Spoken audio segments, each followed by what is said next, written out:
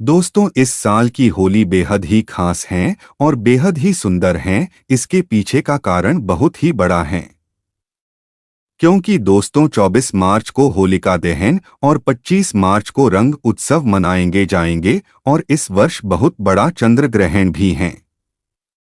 दोस्तों, जब चंद्र ग्रहण लगता है तो होली का प्रभाव और भी बढ़ जाता है। जो लोग साधक हैं, जैसे कि तंत्र क्रिया जानते हैं, जो लोग मंत्र सिद्ध करना चाहते हैं, या फिर जो लोग जैसे कि आध्यात्मिक क्षेत्र से जुड़े हैं, उनके लिए ग्रहण बहुत ही ज्यादा इस वर्ष शुभ रहेंगे। शुभ कैसे रहेंगे वह भी हम आपको बताएंगे। दोस्तों, 2024 में होली के दिन चंद्र ग्रहण है और चंद्र ग्रहण के समय अगर कोई भी क्रिया करते हैं, कोई भी उपाय को अपनाते हैं, या फिर कोई भी जो क्रिया होती है उसे अगर आप अपने जीवन में पालन करते हैं तो उसका लाभ आपको जरूर मिलता है। चाहे ध्यान आकर्षित करने के लिए, चाहे कोई भी दौलत शोहरत पाने के लिए, यह होली बहुत ही खास होने वाली है। दोस्तों, हिंदू पंचांग के अनुसार फाल्गुन पूर्णिमा को होलिका दहन और इसके अगले दिन होली मनाई जाती है। इस साल फाल्गुन पूर्णिमा तिथि 24 मार्च को सुबह 9:54 से शुरू होगी। वहीं इस तिथि का समापन अगले दिन यानी 25 मार्च को दोपहर 12:29 पर होगा और 24 मार्च को होलिका दहन है। इस दिन होलिका दहन के लिए शुभ मुहूर्त देर रात 11:01 से लेकर 12:27 तक रहेगा।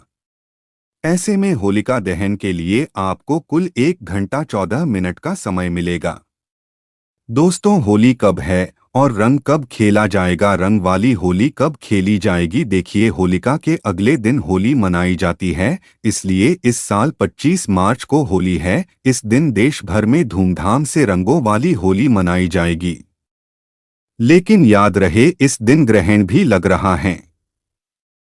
दोस्तों, होली पर ग्रहण का साया हिंदू पंचांग के अनुसार होली का त्योहार हर वर्ष फाल्गुन मास की पूर्णिमा तिथि की रात में आरंभ होता है। इस दौरान होली का दहन किया जाता है और उसके अगले दिन रंगों से होली खेली जाती है। इस साल 20 मार्च को होलिका दहन किया जाएगा और 25 मार्च को होली खेली जाएगी। होली के दिन यानी 25 मार्च को साल का पहला चंद्र ग्रहण लग रहा है, जो भारतीय समयानुसार सुबह 10:02 से शुरू होगा और दोपहर 3:02 पर समाप्त होगा। हालांकि उपछाया होने की वजह से यह ग्रहण भारत में दिखाई नहीं देने के कारण यहाँ सूतक काल मान्य नहीं होगा। जब सूतक काल मान्य नहीं होगा तो दिल खोलकर होली मनाएं और आप कोई भी कार्य कर सकते हैं। भारत में इस चंद्र ग्रहण का कोई भी फर्क नहीं पड़ेगा। भगवान राम का नाम लेकर होली जमकर मनाएं, आपके ऊपर कभी ग्रहण नहीं लगेगा। राम के नाम से ही ग्रहण शुभ परिणाम देने लगता है, शुभ फल देने लगता है। दोस्तों, दूर दूर तक इस चंद्र ग्रहण का भारत पर कोई असर नहीं होगा। यह ग्रहण बाहर विदेशों में लग रहा है, वह भी रात के समय, क्योंकि बाहर विदेशों में उस समय रात होगी, इसीलिए भारत में इसका कोई भी प्रभाव नहीं पड़ेगा है। दोस्तों, होलिका की अग्नि में यह 3 चीज भूल कर भी कभी मत डालना, इससे उल्टा आप पर गरीबी आ सकती है, घर में कंगाली आ सकती है। होली के दिन ऐसी पूजा कभी न करें। दोस्तों, सनातन परंपरा में होली का त्योहार बुराई पर अच्छाई की जीत का प्रतीक माना गया है। होली का महापर्व खुशियों और रंगों से भी जुड़ा होता है। होली की रात दैवीय शक्तियों की रात माना जाता है। इस दिन आसुरी शक्तियों का नाश होता है और दैवीय शक्तियों का उद्गम होता है। इसे दरिद्रता का नाश करने का, जीवन में चल रही परेशानियों को मिटाने का, दुख तकलीफ और सारे कष्टों से छुटकारा पाने का सबसे अच्छा दिन माना जाता है। शास्त्रों में नक्षत्र विद्या में होली की रात को सिद्धि की रात कहा गया है। इस दिन नकारात्मक और सकारात्मक ऊर्जाएं दोनों ही बहुत ज्यादा सक्रिय रहती हैं, इसीलिए लोग सदियों से इस दिन सिद्धियां हासिल करने के उपाय करते आए हैं। होली की रात में जो साधना की जाती है वह बहुत ही कारगर और फलदायी सिद्ध होती है, जो कि 100% सिद्ध हो ही जाती है। इस दिन आप किसी भी देवता की साधना को सिद्ध कर सकते हैं। आज के इस वीडियो में हम आपको बताएंगे होली पर किए जाने वाले कुछ ऐसे प्रभावशाली उपाय जिनसे आप आने वाले नए वर्ष में खुशियां ही खुशियां पाओगे। आप अपना दुख दर्द तथा कष्टों को मिटा सकेंगे। लेकिन क्या आप जानते हैं, होली पर ये 3 चीजें कभी नहीं चढ़ानी चाहिए, इससे उल्टा आप बर्बाद हो सकते हैं। यह जानने के लिए वीडियो को अंत तक जरूर देखें और कमेंट बॉक्स में लिखें जय श्री कृष्ण। आगे बढ़ने से पहले आपसे रिक्वेस्ट करते हैं कि वीडियो को लाइक जरूर करिएगा, दोस्तों को शेयर कर दीजिएगा और अगर आपने अभी तक चैनल को सब्सक्राइब नहीं किया है तो चैनल को सब्सक्राइब करके बेल आइकन जरूर दबाइएगा। दोस्तों, शास्त्रों के अनुसार माना जाता है कि होलिका दहन पर होली की अग्नि में टूटा हुआ गन्ना अर्पित नहीं करना चाहिए और न ही होली में खराब गन्ना अर्पित करना चाहिए। इससे उल्टा आपको होली मैया का श्राप लग सकता है। टूटा हुआ गन्ना पूजा पाठ में इस्तेमाल नहीं किया जाता, इससे होली माता जाते जाते आपको श्राप दे सकती है। आपके घर में गरीबी का वास हो सकता है।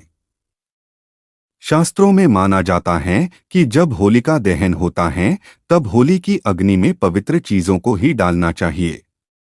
जब आप अग्नि में गन्ना डालें तब गन्ने के ऊपर हरे भरे पत्ते जरूर होने चाहिए, क्योंकि पूजा पाठ में अधूरी चीजें इस्तेमाल नहीं की जाती। अधूरी चीजें इस्तेमाल करने से अधूरा ही फल प्राप्त होगा, इसीलिए गन्ना साबुत होना चाहिए, टूटा हुआ बिल्कुल भी ना हो, हमेशा याद रखें। होलिका दहन से ठीक पहले गन्ना घर में अवश्य लाकर रख लें और गन्नों की संख्या 2 या 5 या फिर 7 होनी चाहिए, यानी विषम संख्या में ही गन्ने होने चाहिए। दोस्तों, होली की पवित्र अग्नि में पानी वाला नारियल नहीं चढ़ाना चाहिए, इससे आप पाप के भागीदार बन सकते हैं। हमेशा सूखा नारियल होली की अग्नि में अर्पित करना चाहिए। पानी वाला नारियल अग्नि के अंदर भूलकर भी न डालें। सूखे नारियल को अग्नि में डालने से पहले इस पर पूरे परिवार का हाथ अवश्य लगा लें, इससे होली माता जाते जाते आपको धन से मालामाल बनाएगी, आपकी गरीबी को साथ ले जाएंगी। पानी वाला नारियल आप पूजा के दौरान फोड़ सकते हैं, लेकिन अग्नि में कभी मत डालना। सूखा नारियल अग्नि में डालने से होली माता आपकी सभी परेशानी को अपने साथ ले जाती हैं और अग्निदेव भी प्रसन्न हो जाते हैं। अगर आपके मन में बुरे ख्याल आते हैं, अज्ञात भय आपको सताते रहता है, तो होलिका दहन की पूजा के दौरान एक सूखा नारियल, काले तिल और सरसों को लेकर अपने सिर पर 7 बार वार लें और इसे अग्नि में डाल दें। आपकी चिंता होलिका मैया हर लेगी। दोस्तों, माना जाता है कि होलिका माता को घर में बनाए भोग अति प्रिय हैं। आपने अपने घर में जो भी बनाया है माता को अवश्य अर्पित करें, लेकिन याद रहे गुझिया चढ़ाते समय देख लें कि गुझिया की संख्या 3 नहीं होनी चाहिए, या तो 2 चढ़ा लें या फिर 5, 7, 11 या 21 चढ़ा सकते हैं, लेकिन गुझिया की संख्या 3 नहीं होनी चाहिए। ध्यान रहे, केवल एक गुझिया भी नहीं चढ़ाना चाहिए। होलिका दहन में आप बर्फी का भोग लगा सकते हैं और जल अवश्य अर्पित करें। होलिका दहन में गाय के गोबर से बने उपले अवश्य डालने चाहिए। दोस्तों, होली की अग्नि में आप हरा चना, गेहूं की बालियां, कोई भी नई फसल अवश्य अर्पित करें, इससे आपके घर में अन्न धन की कभी कमी नहीं होगी। जब आप माता को बालियां अर्पित करें तो देख लें टूटी हुई बलियां न हो, सूखे हुए पत्ते न हो, बालियां एकदम हरी भरी होनी चाहिए। होलिका दहन की अग्नि में सूखी बालियां चढ़ाने से पाप लगता है। दोस्तों, शास्त्रों के अनुसार बताया जाता है कि किसी स्त्री को मासिक धर्म आ जाए तो उसे होलिका दहन की पूजा किसी और से करवा लेनी चाहिए। आप पूजा का वैसे ही पालन करें जैसे आप करते आए हैं, लेकिन मासिक धर्म के दौरान होलिका दहन के पास नहीं जाना चाहिए। आप दूर से होलिका दहन देख सकते हैं और आप किसी और से पूजा पाठ करवा सकते हैं, इससे भी आपको फल की प्राप्ति अवश्य होगी। दोस्तों, होलिका की अग्नि में चावल के बने पापड़ और कच्चे चावल अवश्य अर्पित करने चाहिए। होलिका दहन में चावल अर्पित करने से धन की प्राप्ति होती है, इससे आपके घर की गरीबी नष्ट हो जाएगी। कचरी पापड़ आदि होलिका दहन में अवश्य अर्पित करना चाहिए। इसे होलिका दहन से पहले जूठा नहीं करना चाहिए। जो आपने कचरी पापड़ आदि बनाए हैं उन्हें होलिका की अग्नि में अवश्य अर्पित करना चाहिए। इससे आपके घर में धन की कभी कमी नहीं होगी। दोस्तों, इस दिन गाय को भोग अवश्य लगाना चाहिए। इस दिन आप गाय को गुजिया वगैरह अवश्य खिलाएं। गाय को मीठा भोग खिलाने से कई जन्मों तक पीढ़ी दर पीढ़ी राज करती हैं। इससे सभी देवी देवताओं को भोग लग जाता है। इस दिन आप कुछ करें या ना करें, लेकिन गौ माता को गुजिया का भोग अवश्य लगा दें। इससे होली मैया का आशीर्वाद सदैव आप पर बना रहेगा। दोस्तों, चाहे कुछ भी हो जाए, होलिका दहन के बाद उसके अगले दिन होली की राख को आप घर में जरूर लेकर आना और पूरे परिवार के मस्तक पर उसे लगाना। इस राख को आप काले कपड़े में बांधकर हमेशा घर में संभाल कर रखें और छोटे बच्चों के मस्तक पर इसे तब लगाएं जब उन्हें नजर दोष लगता है। इससे नजर दोष बुरा साया आपके बच्चे के आसपास भी नहीं भटकेगा। होलिका दहन की राख को आप काले कपड़े में बांधकर दुकान के गल्ले में या फिर लॉकर में रख सकते हैं। इससे धन में बढ़ोतरी होती है। इससे आपके धन को किसी की बुरी नजर नहीं लगती। होली की राख से आप काफी कुछ कर सकते हैं, जिससे आपके घर में धन दौलत सुख समृद्धि की प्राप्ति तथा नकारात्मक ऊर्जा नष्ट की जा सकती है। दोस्तों, माना जाता है कि होली के दिन कोई भी सफेद चीज कभी किसी से नहीं लेनी चाहिए। इस दिन टोने टोटके प्रभावशाली रूप में कार्य करते हैं। इस दिन सफेद चीजों का इस्तेमाल करके सबसे ज्यादा टोने टोटके किए जाते हैं। इसलिए ऐसी कोई चीज स्वीकार करने से आपके ऊपर कोई काला जादू हो सकता है। इस कारण होली के दिन आप सफेद चीज भूल कर भी किसी से मत लेना। दोस्तों, हमारे वेद पुराण बताते हैं कि होली खुशियों की सौगात लेकर आती है, प्यार का प्रतीक मानी गई है। होली ऐसे में इस दिन मांस मदिरा का सेवन नहीं करना चाहिए। जो भी व्यक्ति होली पर मदिरा का सेवन करता है, मांस का सेवन करता है, तो उसे अगली योनि कुत्ते की मिल जाती है। ऐसा मनुष्य पीढ़ी दर पीढ़ी नरक की यातनाएं भोगता है।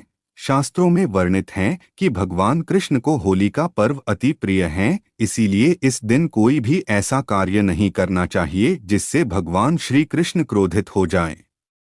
होली पर गाली नहीं देनी चाहिए, स्त्री का अपमान नहीं करना चाहिए, सुबह जल्दी बिस्तर छोड़ देना चाहिए। होली के दिन ज्यादा सोना नहीं चाहिए। होली के पवित्र पर्व पर सहवास नहीं करना चाहिए। इस दिन स्त्री से दूर रहें। पुराणों में उद्धृत है कि इस दिन हर किसी को होली अवश्य खेलनी चाहिए। होली का रंग कई प्रकार की नकारात्मकता को अपने आप नष्ट कर देता है। इसीलिए जो मनुष्य सच्चे दिल से होली खेलता है, उसके ऊपर होली मैया का आशीर्वाद सदैव बना रहता है। होली एक पवित्र त्योहार है। इसे अपवित्र करने वाला व्यक्ति सदियों तक कृष्ण भगवान के श्राप का भागी बना रहता है। इसीलिए होली का पर्व सच्चे दिल से तथा सच्ची श्रद्धा के साथ ही मनाना चाहिए। दोस्तों, सच्चे दिल से कमेंट बॉक्स में लिखें जय श्री कृष्ण। भगवान कृष्ण के लिए एक लाइक तो बनता है। होली की आप सभी को हार्दिक शुभकामनाएं।